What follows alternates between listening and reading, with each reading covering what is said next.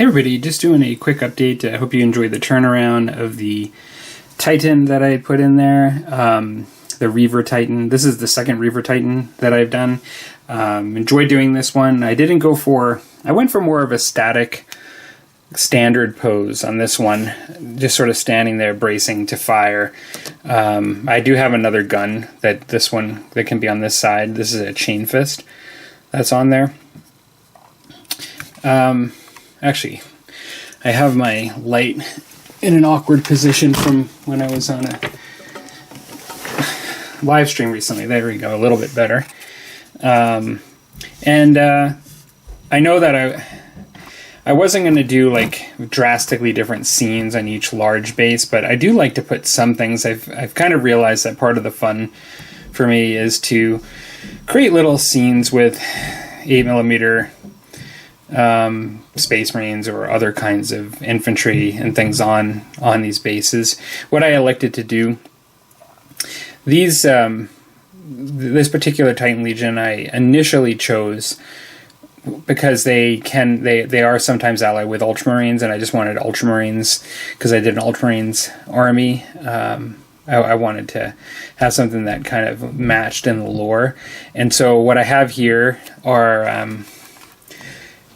a Tech Marine, which seemed to make sense to me because it's sort of like the Mechanicus, and so having a Tech Marine close by kind of made sense. And then I have a Captain, with the plume on the top, and then I have a Word Bearer that's sort of been shot down. Just like on the other base, I have two Word Bearers where their land speeder has been shot down. I have a Word Bearer here that's been killed, and that's really it. I left it a little bit less than last one, but this is like them sort of looking out at the horizon the same way this guy is as he's bracing to fight. And yeah, I did a bit more. I did some stripes on the carapace rather than in some small spots this time, which was kind of cool. It just mixes it up a bit. So that's that.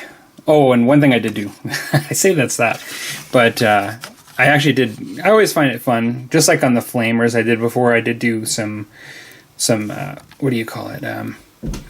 Hot metal effects on there, just to show that this thing's been heated really hot, which is kind of cool.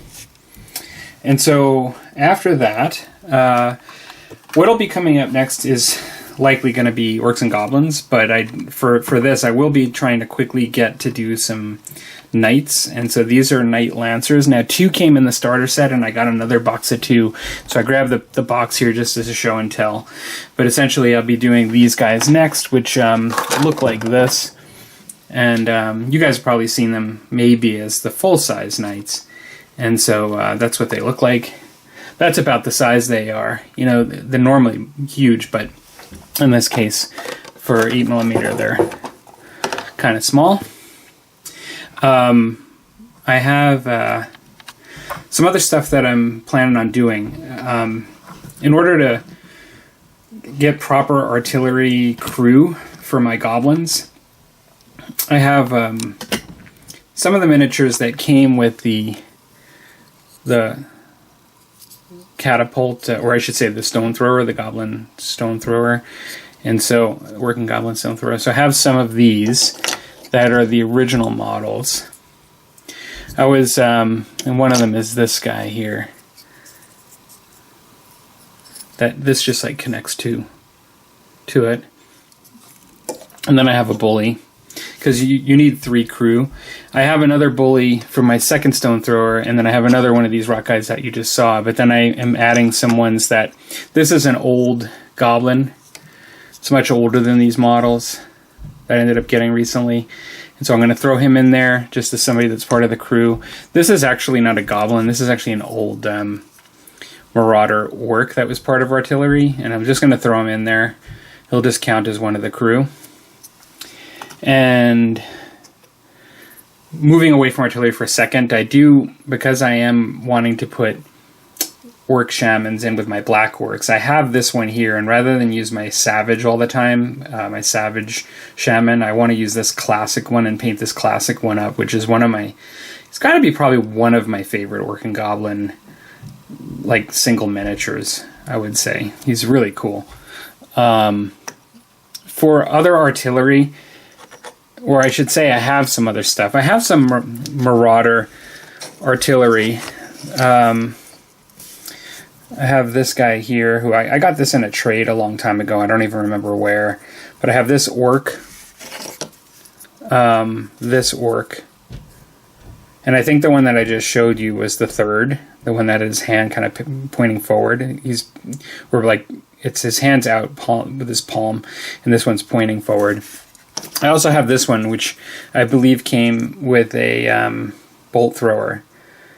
And so I'm going to paint those up at one point. I have an old Doom Diver. And I have a Doom Diver crew that has 2 on there. And also another, like a Doom Diver guy getting ready. So I'm going to paint those up so I can run 2 Doom Divers because they are really awesome in game. And they'll be fun. I showed these in the past, but I have about 9 of these nasty skulkers. And basically they come out, they're kind of like a different version instead of for Night Goblin for Fanatics. They're not as good as Fanatics, but they still can be used pretty cool, and they can be used if you're using regular goblins. And so I was going to do 3 of them up of my 9 just to kind of try them out. Lastly, for the Warhammer stuff, and I'm just going to shift here for a second, I have 10 boys, boar boys, I should say. And so I've got full command there. And really, there's so much gray here, it's really kind of hard to see. But this one here is the banner. And then I have a musician. And I have a guy with a sword here that's going to be a captain. And I do have one extra one with a sword in the back that's just going to be back. Or where do I have him? Yeah, I have him back here. Another sword back here.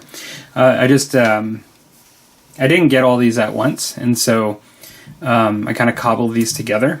And in the process of cobbling together, I wanted 10, which is still a pretty expensive unit. I probably won't always use 10, but having in order to get a captain or sword when I got into a trade that there were 2 of them, and it doesn't make that much of a difference to me whether I actually have one in the back with a sword. They're all going to be using spears, the cavalry spears, except for maybe the captain if I want to spend some points.